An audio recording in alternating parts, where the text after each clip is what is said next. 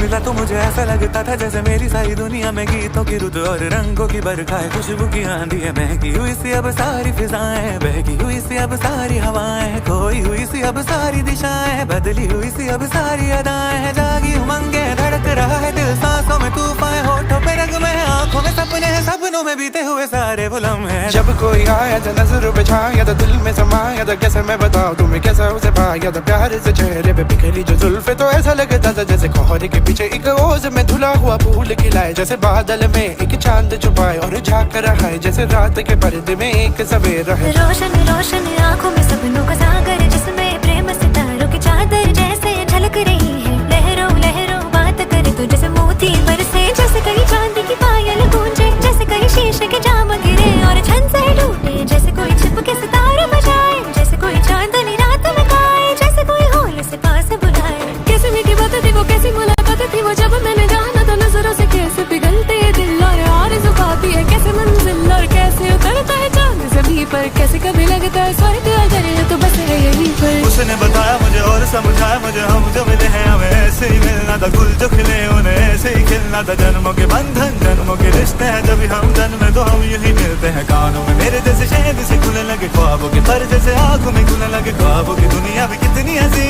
और कैसी रंगी थी, ख्वाबों की दुनिया जो कहने की थी पर कहीं भी नहीं थी। ख्वाब जो टूटा मेरे आँख जो खुली, मेरी होश जो आया मुझे, मैंने देखा मैंने जाना वो जो कभी आया था, नजरों पे छाया था, दिल में समाया था, जा भी चुका है और